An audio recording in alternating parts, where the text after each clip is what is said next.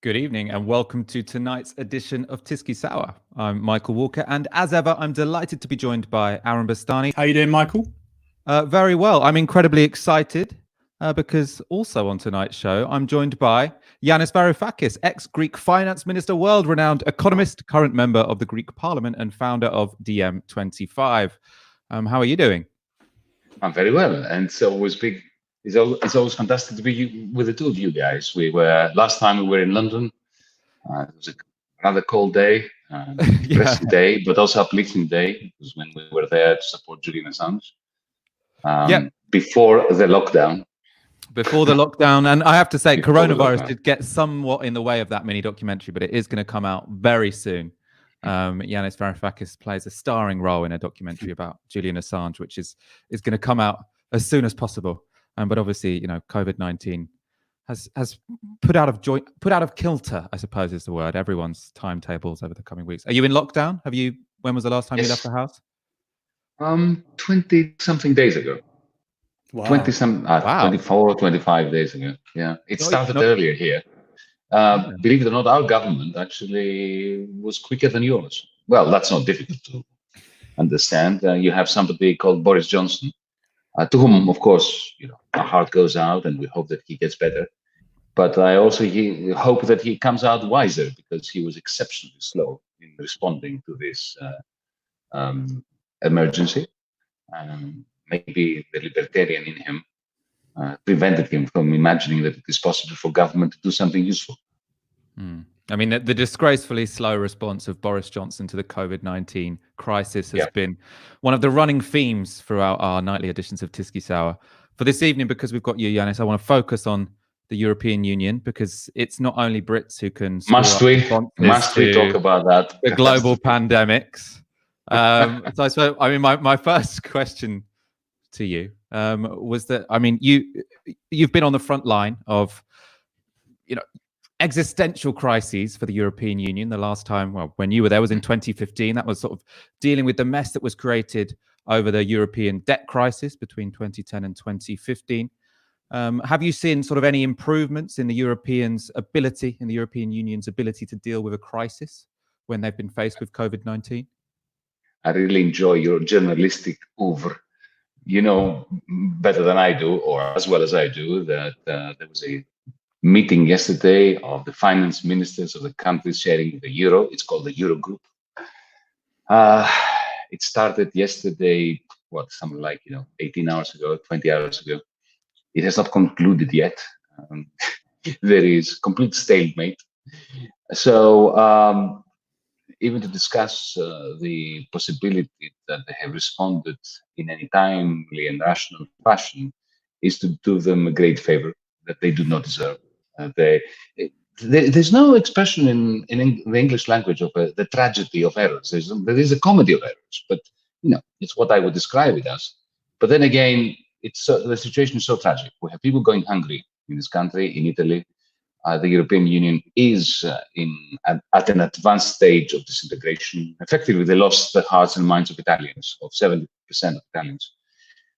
And they lost it because after 10 years of a protracted Euro crisis, during which they never missed an opportunity to do something that would consolidate the Eurozone, that would bring together the peoples of Europe, the result was stagnation. Towards the end of 2019, the Eurozone was already in a recessionary mode. And then, of course, you have the coronavirus hitting it on top of that. And you would have thought that this is the moment. They've reached the fork on the road. The time of procrastination has ended. They have to make a decision, then left or right, towards unification, pulling everything together, or disintegration. And yet, even though the fork is there, they're continuing to try to go forward, neither left nor right, neither in one direction towards unification nor towards the other direction, which would be, Brexit, Alexit, German exit, and so on. I would much rather they went towards unification, but at least make a decision. So they're not making any decision. And the result is that the European train is derailing, but in very slow motion, the slow motion that is exceptionally painful to watch and experience. And so I suppose the issues in terms of European solidarity in this crisis, on the one hand, have been sort of very tangible things like ventilators and whether they are being exported, and masks, etc. Are Italy able to rely on Germany or China? But the big issue that's been in discussion last night and seems to be massively in play is about money and finance. And I suppose probably the easiest way to explain it is so say for Britain, when we had to do a massive fiscal response to coronavirus so that we could, pay people's wages who weren't able to go to work, reinflate the banking system, whatever, we could borrow loads of money quite cheaply on global finance markets, or we could print it. If you're a country like Italy in the euro, you struggle to do either of those things. And so the demand from Italy to the Europeans, as I understand it, or to the ECB, etc., is to say, we're struggling here. You need to make sure we can finance this recovery. And their requests are, falling on. They're not being listened to, as it were. They're not that response is not forthcoming. Well, solidarity is a much abused word in Europe. In 2010, when my country was given the bailout, that was presented as an act of solidarity. It was an act of solidarity to Deutsche Bank, Societe Generale, 5 or 6 German and French banks. It was not an act of solidarity to the Greeks, because if you look at the fine print, a wad of money went to the Greek treasury, but all of it left the Greek treasury and went back to the French and the German banks. Now, if you think of this as European solidarity, then of course, then you have completely and utterly destroyed the very meaning of the word solidarity. But look, it's not a question of solidarity. It's just a question of common sense. Let's say that the German government and the ruling class in the Netherlands, they really do not want to be solidaristic to anyone. That's a terrible thing. It's a moral failure. But still, they should want the fiscal consolidation, a kind of fiscal union across the euro area, the part of the European Union, which is most of it, that uses the same currency, only because it is in their self-interest. So I'm not accusing them of being evil or being selfish. I'm accusing them of not being smart enough to know how to be selfish. Because what they're doing now is they're shooting themselves in the foot. You see, they have this view that their savings and their surpluses are theirs. Then again, of course, we live in a system called capitalism, in which all capitalists think that their loot was somehow a just reward for their efforts. It was not. It was wealth that was produced socially, collectively, and then it was appropriated by them because they had the power to appropriate it. So something similar happens across the European Union. So you have people that I speak to in the Netherlands, who I respect them, but and it's heartfelt when they say, "Look, we know what is happening here. You Southerners are looking at our savings, and you want a part of it. And isn't it not our right to say that if we want to give you philanthropy, we will give you philanthropy if we choose to, not because you put a gun on our heads." Now, that would be perfectly true if this was their savings.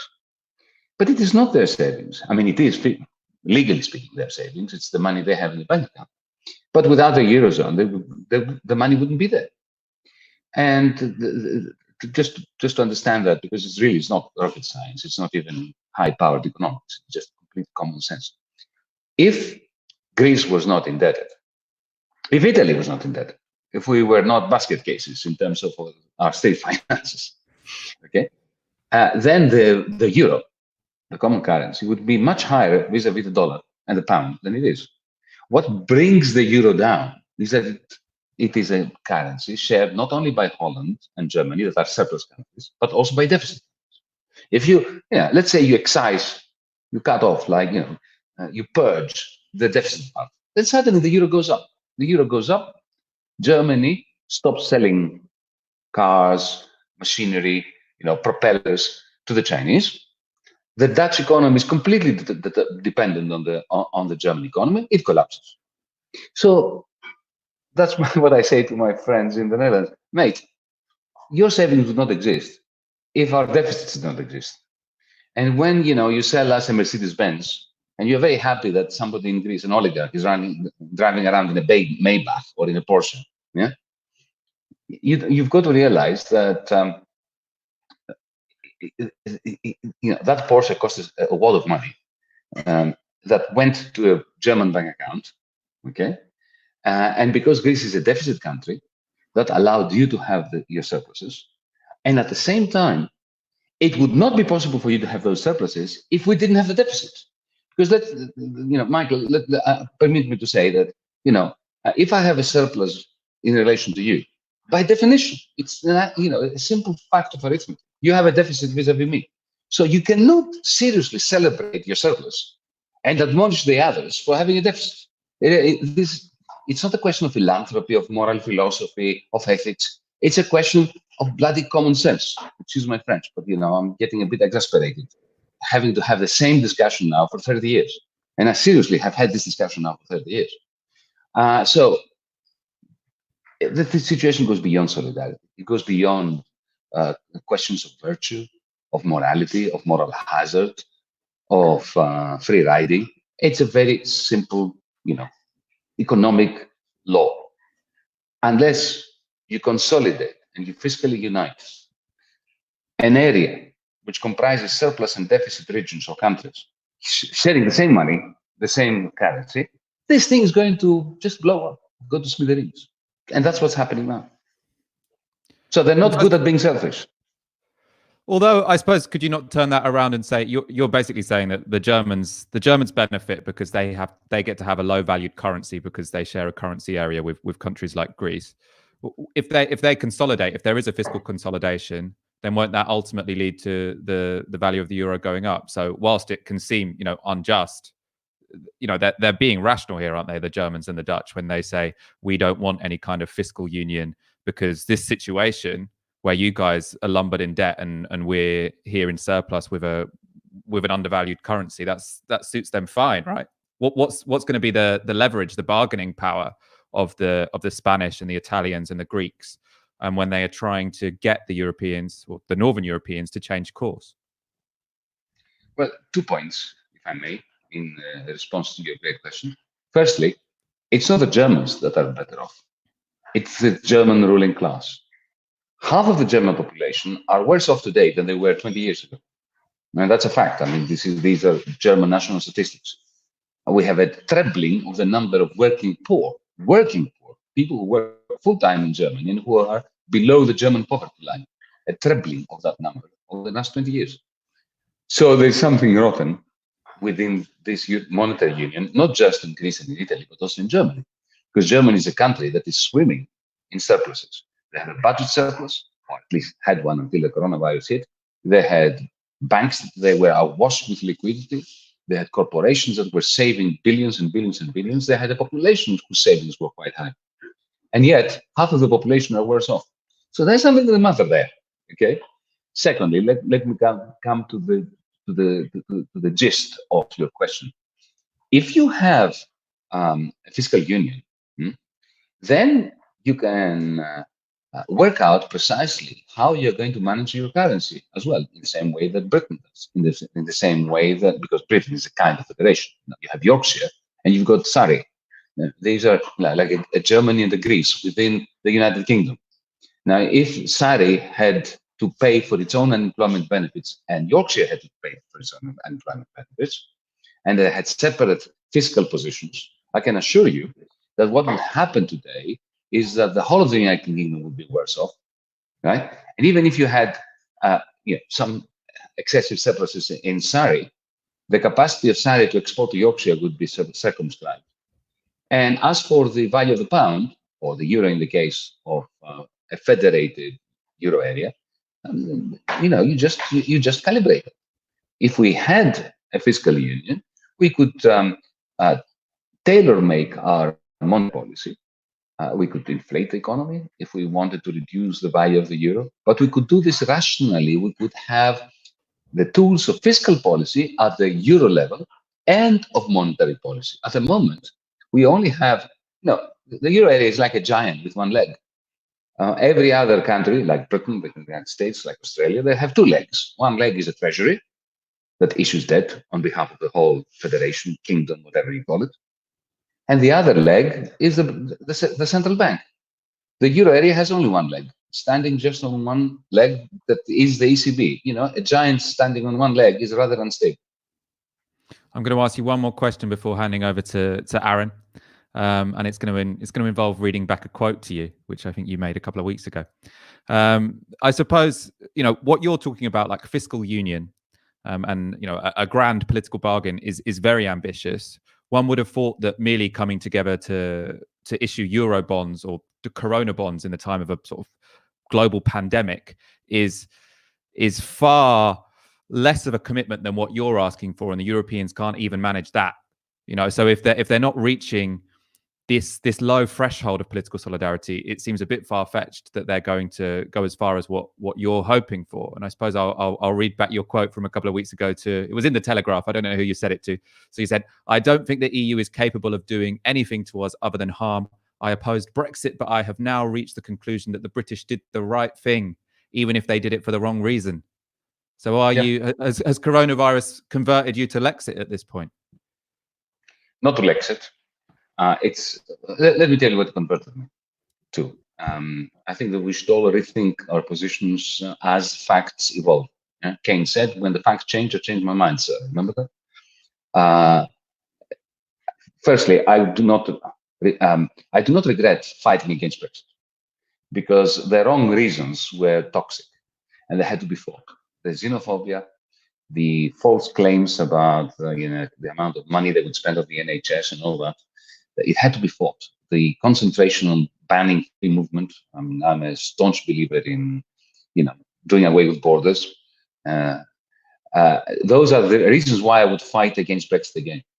But what I'm coming to the conclusion I'm coming to is that, look, once the European Union created the euro, it put itself on that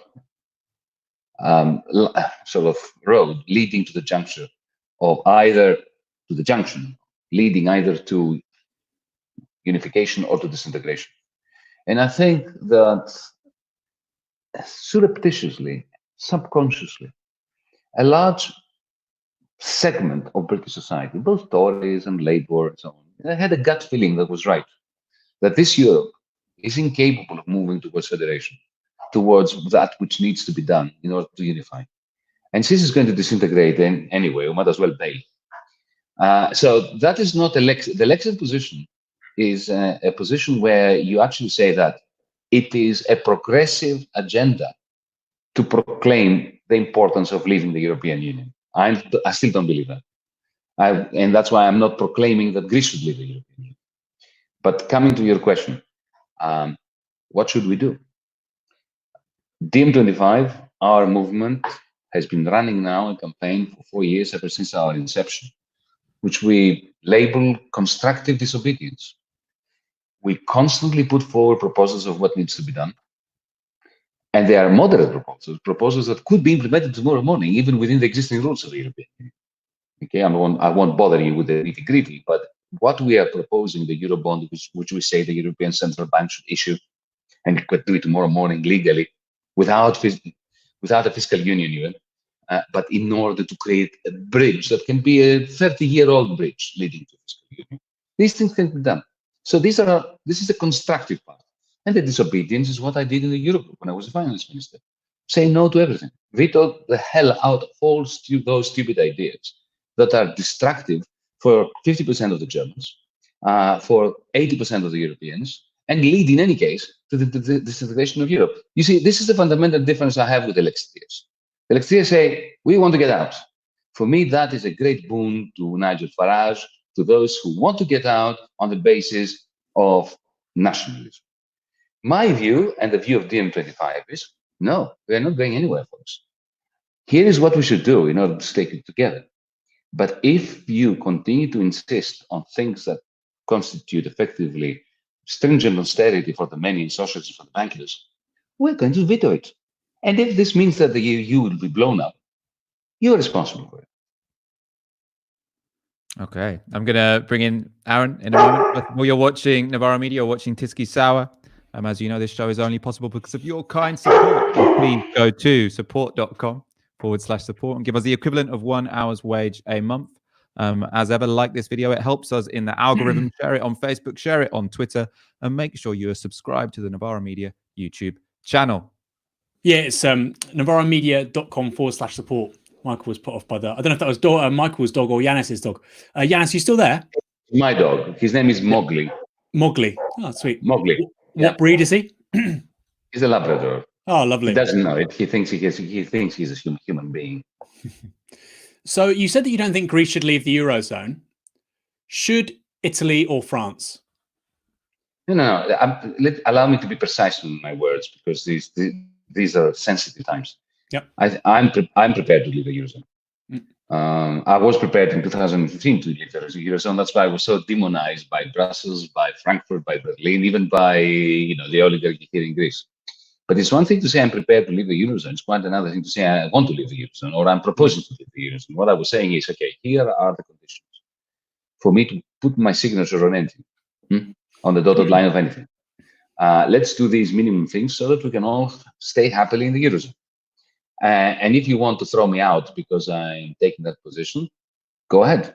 Do your worst. Throw me out. I'm ready to get out. See, this is not exactly saying we are not. I don't believe that a currency can ever be a goal, an end in itself. A currency is a means to an end. The end must be, the minimization of human suffering and the expansion of shared prosperity. A currency should be our slave. What is happening now is that Greece is a slave of the currency. Okay, Italy is a slave of the currency. What we should do, and I've been saying this again and again and again, TM25 2 weeks ago came with a 3-point plan of what all the countries should do. Italy, Spain, Portugal, Greece, Ireland. It's very simple. Lay down your terms that are minimum terms for shared prosperity in the European Union of sorts, for a sustainable way of being, both socially and environmentally. And we talked about a Eurobond issued by the European Central Bank, a Green New Deal funded through the European Investment Bank to the tune of 5% of GDP, Euro area GDP every year, and so on and so on. And at the same time, say to Mrs. Merkel, say to the Dutch Prime Minister, these are our terms. If you don't like those terms, if you don't see how you can wrap your mind around these terms, let's blow this thing up. You blow it. You leave. Yeah? It's easier for Germany to leave the Eurozone than for France, because Germany is a surplus country. If Germany tomorrow announces they're getting out and they are reconstituting the Deutschmark, there will be a flood of money into Germany, because you will, if you have money, you'll make some more by sending 10,000 quid into a German bank account. It becomes euros. The moment it turns into Deutschmark, it's revaluated, it goes up. So you bring it back to London and you've made some money. So Germany is not going to suffer if it leaves the Eurozone, at least in the short run. It will suffer much more in the long term, because the Deutsche Mark will go through the roof. And then German exports to China are going to become dear, and they will lose those exports. But you know what? You want to continue to have surpluses, that's the price you pay. But don't you think, this is what you were saying when you were answering Michael, you said you've had these exact debates for 30 years. On one, I'm sick and tired of them. Well, the fact that the answers from the other side aren't changing is intriguing in a way. So on a basis of just basic human solidarity, the Eurozone has obviously failed. But in terms of providing an economic area where capitalist interests can make significant and sustained profits, it's also not working. And Indeed. so by any measure, by the measures that matter most, the people who don't even give a toss about solidarity and the minimization of human suffering, etc., the elite capitalist interests of the Benelux countries, Northern Europe, etc., even by what they would want to measure, it's a failure. So how can you possibly, and this is a question, it's not a rhetorical question, I'm asking you, how can you possibly explain their almost zealous adherence to something which isn't working in their own interest? Aaron, I want to thank you for this question, because it's something that has been just completely puzzling me and exercising my mind for a very long time now. Until fairly recently, 2-3 years ago, when I hit it, I think I hit it on the head. The answer to the question. At least I gave myself an answer that's begun to satisfy. look, you're quite right. German capitalism would be better off if this obstinacy had been removed. Dutch society would be better off if they did what we are proposing. So why are they not doing it? Huh? And then suddenly I realized, especially when I became enmeshed and immersed myself into the machinery of the European Union, I realized the remarkable triumph of the European oligarchy in creating the euro. Because take the British state. Whoever is prime minister in Britain, because you have a central bank, because you have your own central bank, because you have your own treasury that can issue debt that the central bank purchases and so on. Whoever is prime minister has a significant capacity, if they want to use it, to redistribute income from the rich to the poor. It hasn't happened for a very, very long time in the United Kingdom. But if Boris Johnson, for instance, wants to do it, he can do it. Of course, it's not unlimited, this power, but it exists. With the architecture of the euro, what they did was they created lots of institutions that can help the oligarchy at a time of need. So the European Central Bank prints trillions that splashes around. Who gets that liquidity? It's the banks, it's the corporations, the world of finance and the world of corporate capital. That's what it is. So they have institutions for helping the oligarchy during the difficult times, but they have banned every single instrument that any elected politician, whether it's a Greek one or a German one for that matter, can utilize in order to shift money from the rich to the poor. Now, look at it from the perspective of an oligarch, of the European oligarchy. That's a dream come true. They spent 40 years building that triumph. Are they going to sacrifice it like that just because some people are dying and because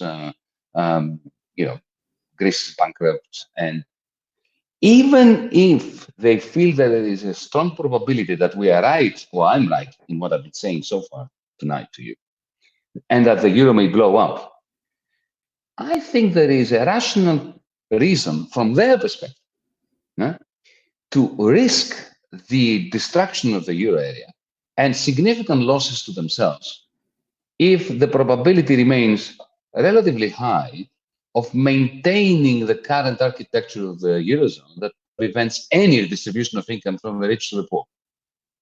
I look at, for instance, you look at the United States has a huge domestic market. China has this ginormous domestic market. And I suppose the bet of German export-oriented companies is, well, we can keep on selling, these commodities to this, very prosperous, large Chinese market. But the reality is, in 20, 30 years' time, they're not going to be buying more European cars than they are today. If anything, they'll be buying fewer ones. And at that point, what matters most to European multinationals or the largest European firms, Volkswagen, Mercedes-Benz, Siemens, whoever, will be the European consumer. But the European consumer will be coming out of decades of proletarianization. They won't have any kind of purchasing power. So do you think those debates are in policy elites amongst the business elite, or are they just completely blind to it, or what? It just strikes me as, because this isn't like a secret source. This is stuff that you might occasionally read in the Financial Times, etc. Yeah.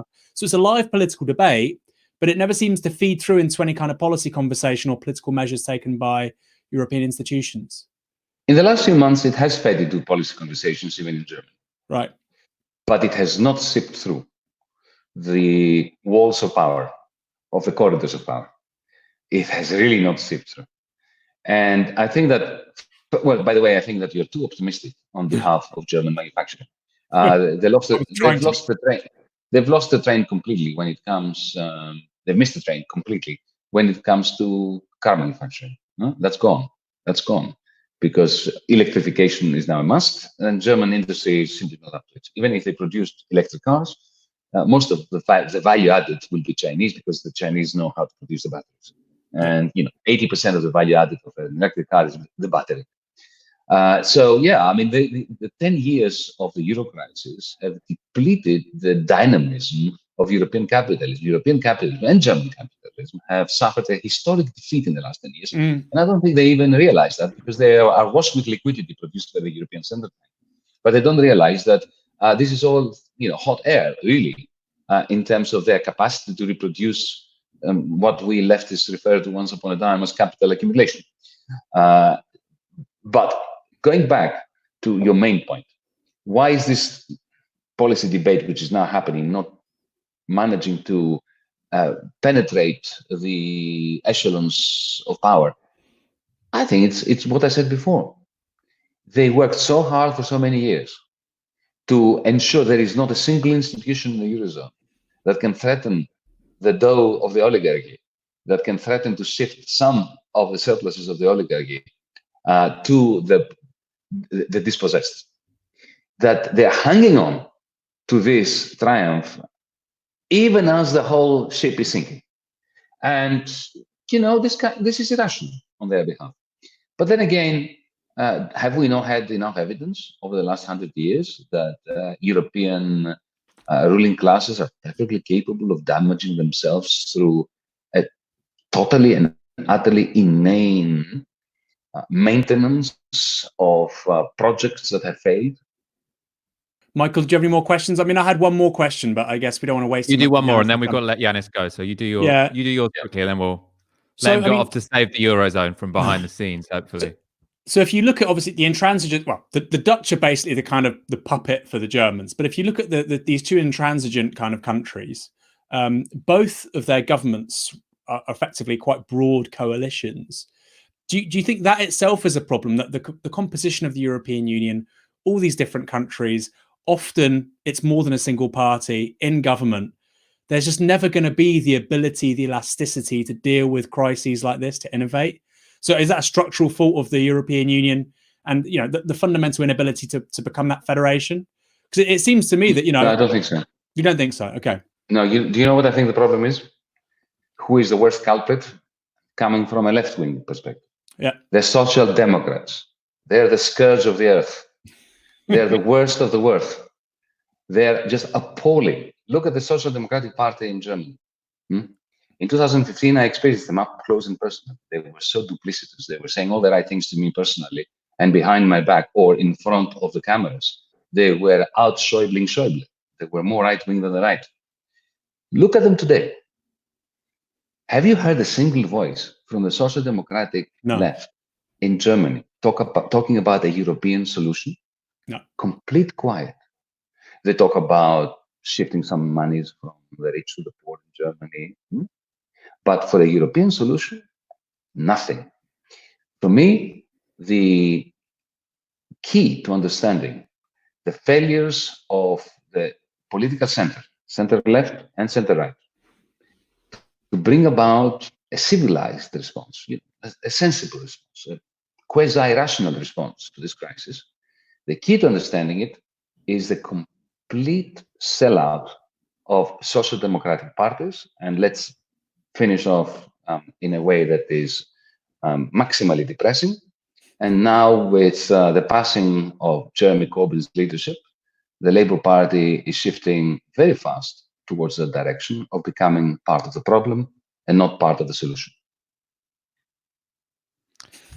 Well, I'm glad we had time to get that final question. Yeah, nice depressing end to a brilliant interview.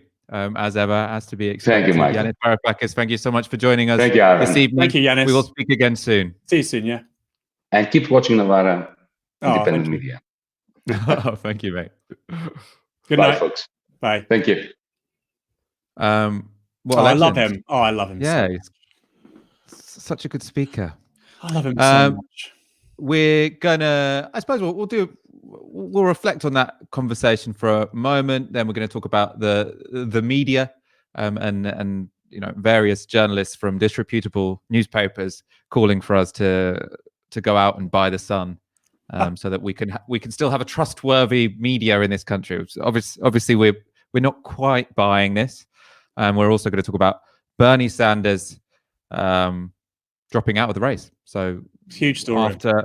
After quarantine, we at least have to look forward to a presidential election between Donald Trump and Joe Biden. A very depressing thought. Before we do that, it's not all depressing because the sun's about to collapse. Anyway, sorry, Michael. I don't want to steal your thunder. I don't want our viewers to get too downhearted. Yeah, we should. We're gonna have to make the show. Yeah, the Yanis conversation did end on a downer, so we're going to make sure that even though our final story is Bernie Sanders dropping out, we're going to have to find a silver lining, aren't we? Before we go on to that, though, there are almost 2,000 of you watching it, only 676 likes. So smash that like button, and we can surely get at least 1,000 while we're still live. Michael will go topless in the algorithm. You've been promising that for a while now, Aaron. It's not going to happen at least until the summer. I'm so pasty at the moment. It's sort of like I feel like I'm almost invisible because I haven't had enough vitamin D, which is presumably a situation for about 2.5 million people around the world, 2.5 billion people around the world. I think that's everyone who is in quarantine at the moment. First of all, actually, before we go on to the media, what did you think about that?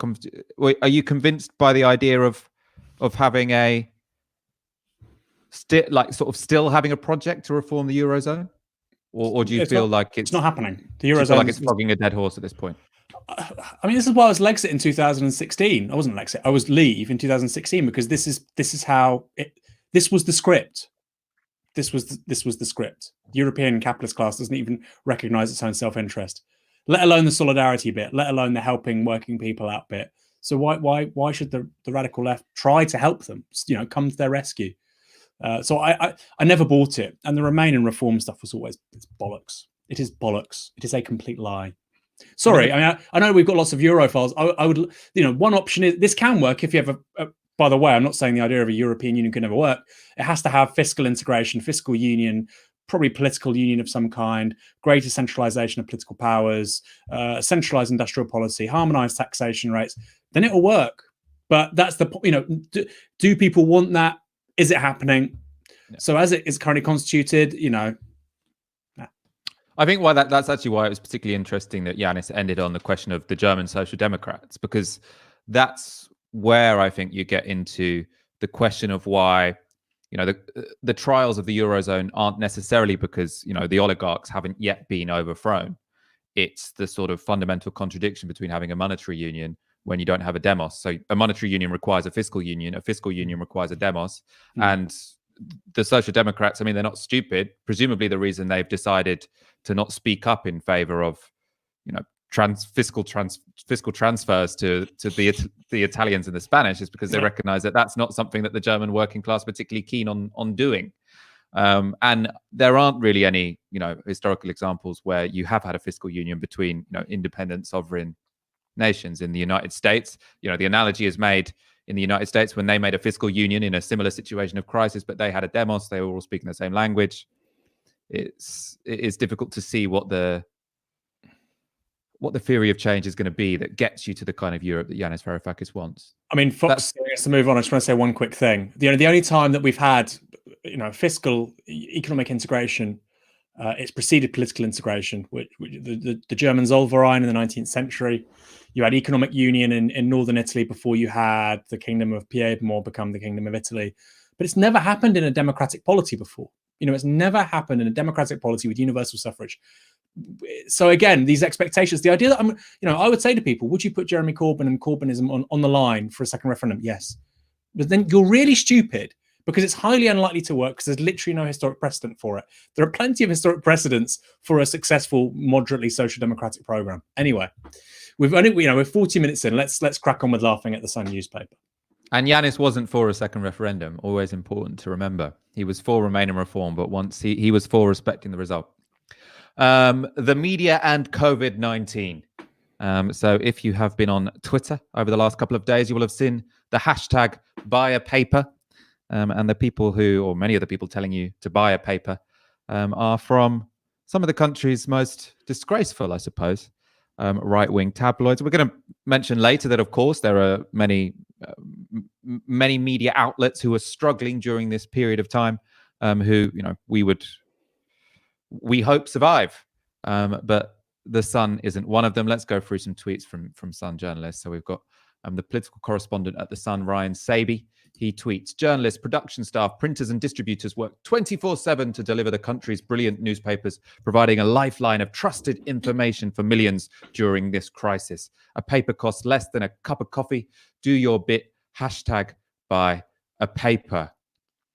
He tweeted this with both a Times and a Sun front page, so it seems like probably a Rupert Murdoch News International or News UK now it is.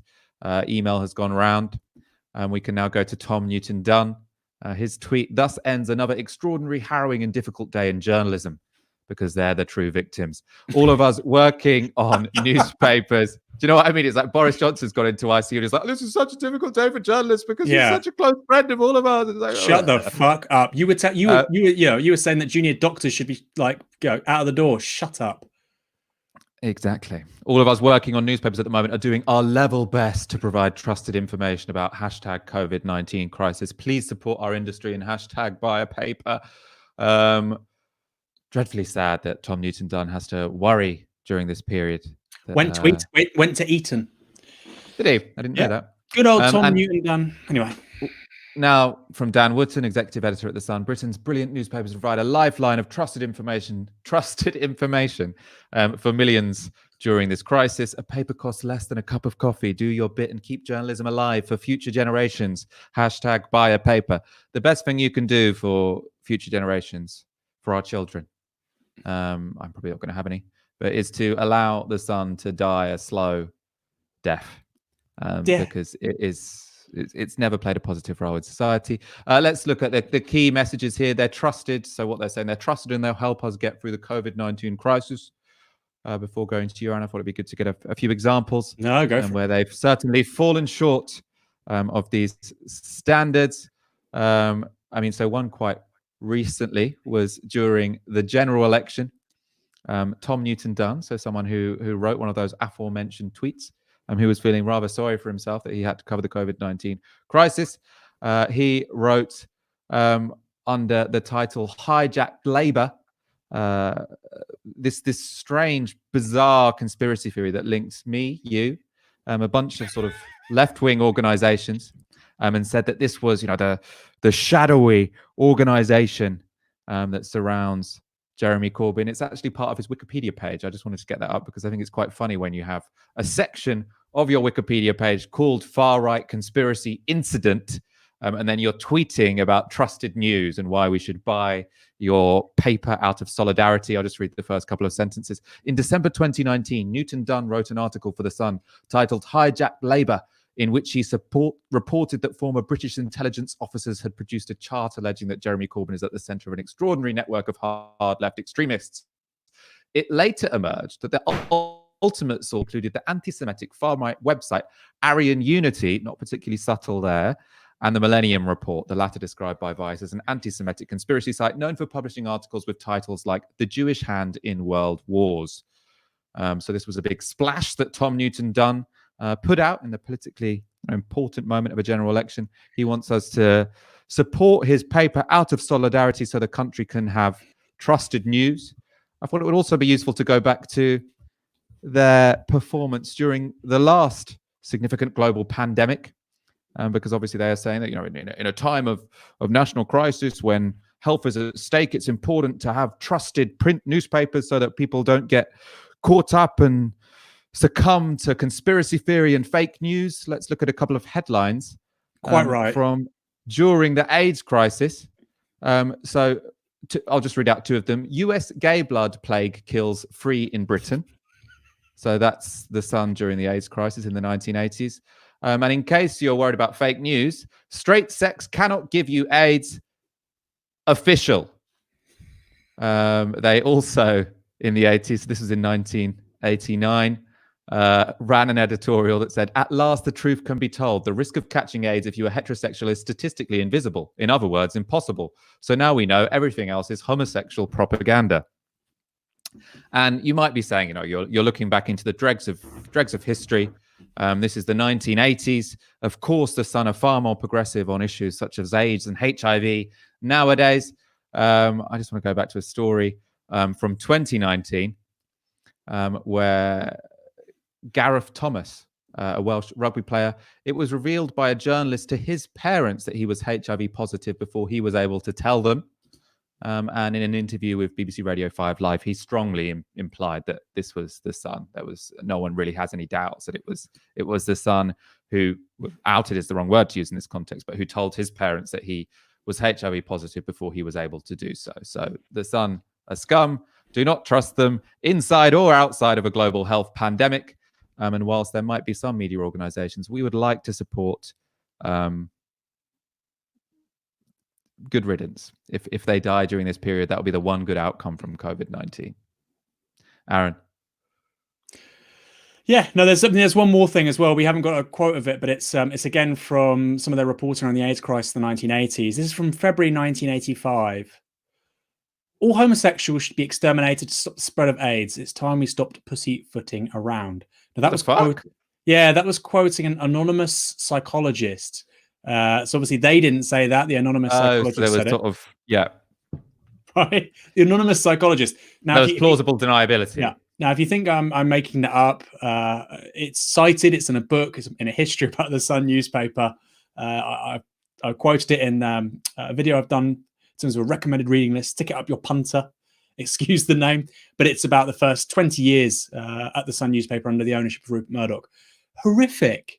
You know, there are many outlets. I don't want a single person lose their job as a result of this crisis, except people at the Sun. Sorry, it's the one thing. If it disappeared, it would make Britain a much better country. Generally speaking, I like to say, look, you can't just defeat ideas by this institution going or this person sort of disappearing from public life.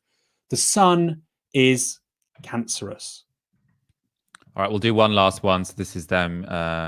Very recently, they've obviously gone all out behind this idea that we should clap for NHS workers. Obviously, you know, I've been clapping every Thursday at 8 p.m. No thanks to the Sun telling me to. But let's go back to 2016, and the Sun were writing "Sack the Docs." This is an editorial. It's not, you know, it's not a comment piece they published. This is the official line of the Sun. The new all-out pay strike by junior doctors is a declaration of war on the government using patients as cannon fodder. If any die or even suffer, the young medics responsible must be struck off. However, if anyone dies because of the decisions made by this Tory government, it would be politically outrageous for anyone to suggest that blame could possibly be put on the doorstep of Boris Johnson. The Sun only like to hold public servants to account if they are working on the front line and, you know, not good pals with their billionaire backers going on holiday on huge yachts. Which reminds me of Aaron's very recent video on, who was it? Who was your recent video about? Something David Geffen, who's spent his coronavirus lockdown on a huge fuck-off yacht. $590 million yacht. He's worth $7.5 billion. But he's like, I'm going to see out, you know, the coronavirus on my boat. And it's like, what are you going to do for food and when you run out of fuel and clean drinking water? You know, you can't just detach yourself from this crisis, and we won't just be going back to normal in 3 months' time. I recommend anybody who's watching right now, after this show, not a moment before, go and watch it. I suppose there is a serious story there here as well. And you know, like many media organizations are suffering due to COVID-19 for two reasons, really. One, that, you know, people aren't buying physical newspapers, and from many organizations, it's the physical newspaper that subsidizes the online platform, even if it's the website where more people get the news. But also, and probably more significantly, in fact, it's the advertising revenue has completely collapsed. Because whilst, you know, people are looking at lots of screens and reading the news, no one wants to pay for ad space because no one's really buying anything. And also, people think it's potentially because coronavirus is a bit of a downer. So when you're reading about, you know, current death tolls, you're not that keen on buying the pair of trainers that they're advertising you on the right of the screen. Let's go to a couple of tweets about sort of like the bits we should take seriously. So Jim Waterson tweets, Channel 4 imposes severe cuts to ensure survival. Income from TV ads has already halved. Cuts of 150 million from content. Cuts of 150 million pound from content spend, around a quarter of total, devastating for TV production companies. Some shows cancelled, plus 95 million pounds of cost cuts, 10% staff on furlough. So that means they're off work, getting paid by the government.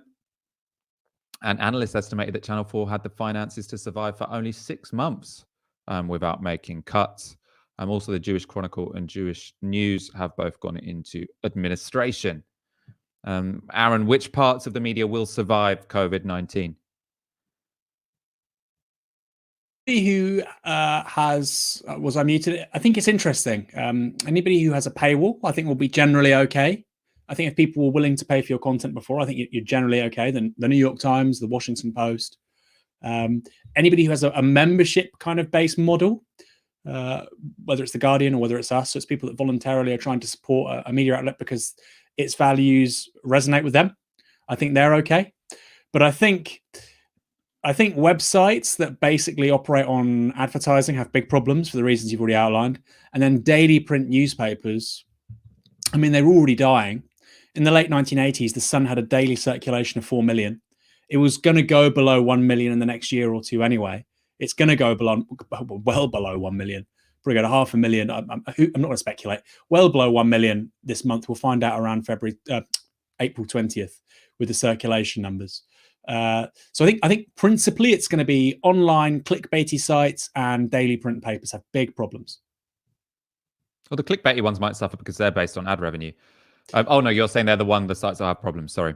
We're going to talk about the next. We've got a world historic event today. Very disappointing for all of us, although probably inevitable. Bernie Sanders dropped out of the presidential Democratic primary, which means that the two candidates in the election in November will be Joe Biden and Donald Trump. Before we discuss that story, we're going to go to a video. This is Bernie Sanders announcing that he will no longer be standing for president. While this campaign is coming to an end, our movement is not. Dr. Martin Luther King Jr. reminded us that, quote, "The arc of the moral universe is long, but it bends toward justice," end quote. The fight for justice is what our campaign has been about. The fight for justice is what our movement remains about. I quite like the quote, end quote. But he went on to congratulate Joe Biden, described him as a decent man. But I've seen lots of videos on Twitter of sort of liberals on CNN and MSNBC sort of decrying the fact that it wasn't full-throated enough. I mean, this was inevitable, Aaron. I've seen some people on Twitter saying he shouldn't have dropped out at this point. Do you think it was the right time? Do you think it was too soon? I mean, it's hard to say. I mean, you had the Wisconsin primary yesterday, right? You had Wisconsin elections for all manner of posts, and I think it's quite obvious that people possibly die as a result of that. Yeah. So I think, we obviously have to suspend all political campaigning for the duration of this pandemic, and he wasn't going to win. That's the brutal truth. I mean, the longer he stayed, he could have shaped the debate under normal circumstances. He would have had every right to take it to, the convention. But these aren't normal circumstances. So, I mean, I don't really have skin in the game. I can see why he's pulled out. I mean, he could have stayed in longer, but then why, you're still fundraising. People need money. Maybe it's better you'd rather put that money towards mutual aid, helping a neighbor out, etc. So I can see the logic both ways. I mean, it's also kind of delaying the inevitable, isn't it? I mean, it's a bit like, once he knows he's lost, he's already, lost most of the leverage he has over Joe Biden by the fact that he's no longer, seen as a real contender because the maths don't really add up. It's a bit like Jeremy Corbyn's period, like Jeremy Corbyn's lame duck period was. I mean, it doesn't really matter. I think probably on balance, it was a bit of a mistake to leave him in position until the weekend, just because it was very difficult to provide sort of effective opposition when, I mean, you're almost sort of like broken, right? The moment of a general election is such a, powerful moment with so much momentum, and then to lose, it really, takes it out of you. And I feel like a similar thing could have happened to Bernie Sanders. So it's probably a time now for the left in America to sort of consolidate, work out what they're going to do next, instead of clinging on to something which hasn't worked this time around. Yeah, I think with Jeremy Corbyn, what would have been the good, dignified thing would have been for him to stand down immediately after the general election and for John McDonnell to be the interim leader.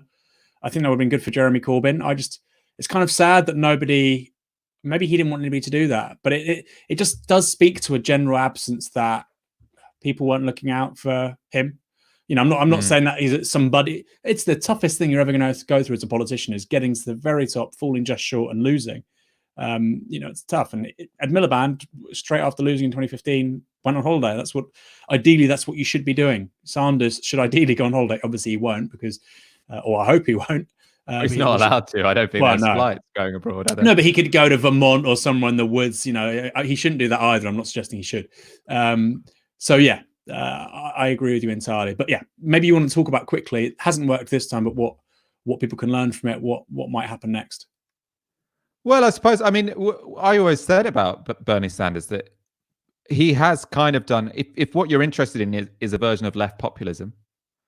He did it very, very well. I mean, we've talked about on this show how, you know, Jeremy Corbyn there were many flaws to his leadership in terms of doing left populism. He often, you know, the leadership got distracted with questions such as Brexit. It meant that they couldn't, you know, go full force in a disciplined fashion on the frame of the many, not the few. You can't say any of those things about Bernie Sanders. Bernie Sanders avoided, you know, the most divisive parts of culture wars. He's stuck on an incredibly disciplined message, which seems to be popular, and he still didn't win. And so I do think that the question that people are going to be asking on both sides of the Atlantic is, you know, how do we reassess what the left can do and what kind of majority they can build? Because I think it looks like it's slightly different than what we might have imagined, you know, a couple of years ago. It's obviously disappointing, and it requires quite a fundamental reshifting of strategy, I think.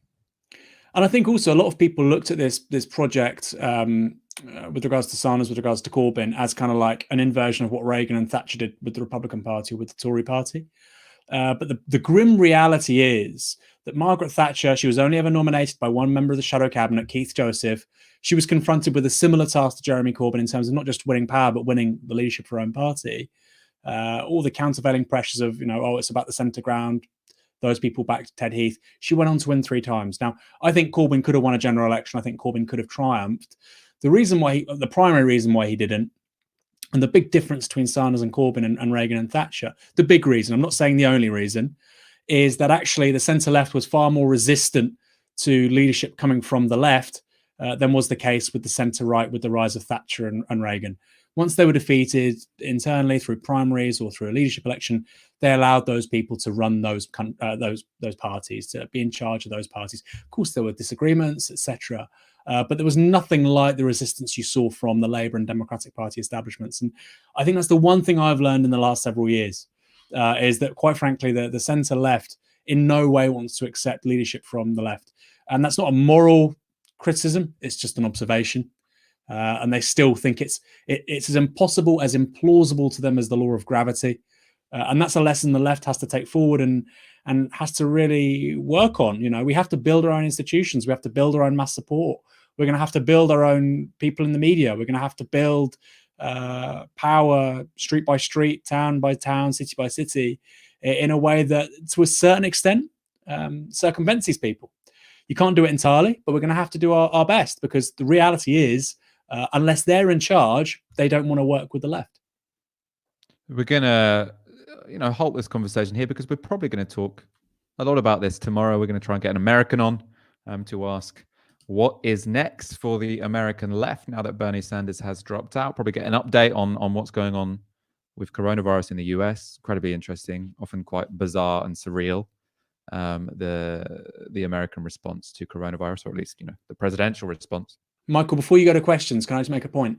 Yes. Because I follow YouTube and you don't. We've got 1,922 watching. It's great that so many of you stayed with us after Yanis departed the scene. We've only got 1,000 likes, so smash the like button. And also, thank you for all the super chats. We've been flashing them up on the screen. We appreciate it so much.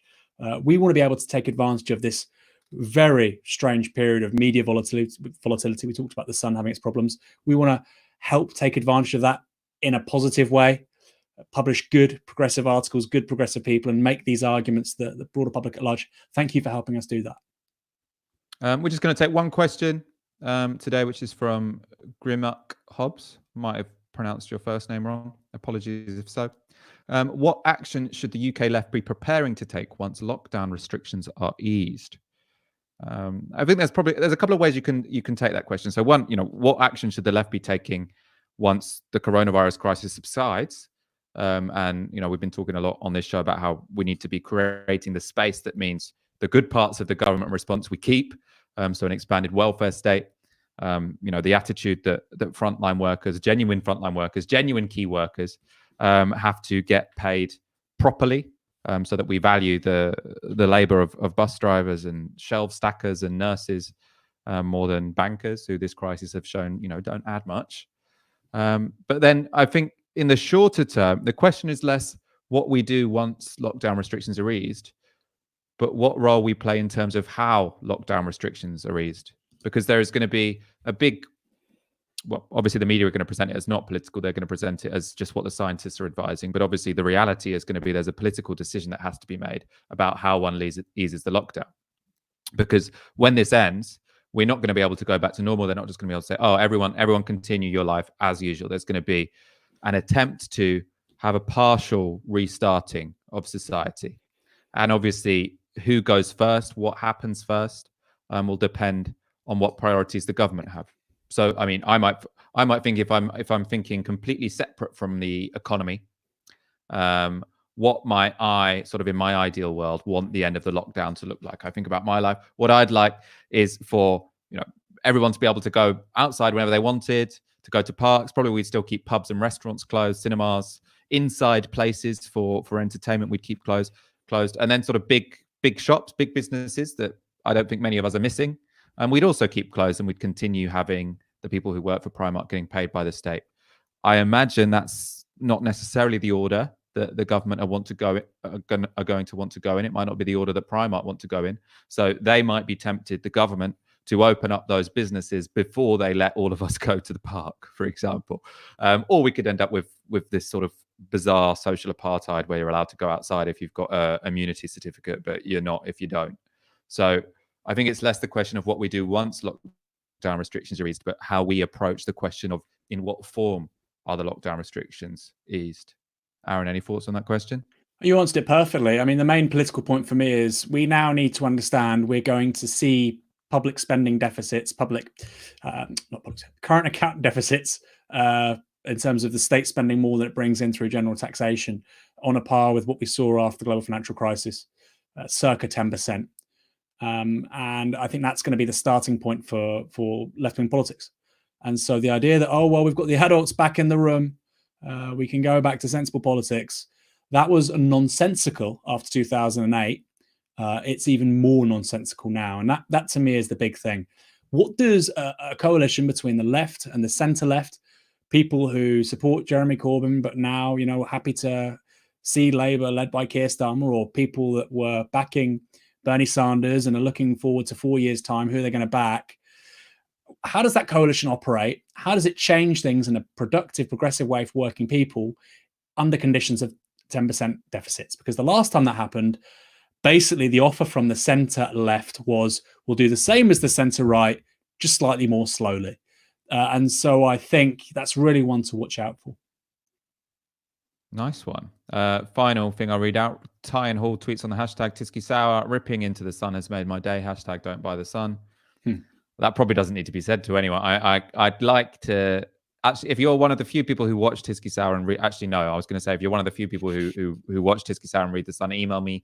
But I know you're probably the kind of people who email me sort of hate emails about gay sex and Islam. It's normally the two themes. Bizarre. In any case, Aaron Bastani, a pleasure to spend this evening with you. And we've had so many super chats. I really appreciate it.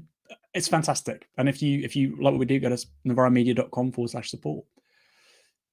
And we'll be back tomorrow night, probably talking about the future for the left in the US after Bernie Sanders. You've been watching Tisky Sour. You've been watching Novara Media. Good night.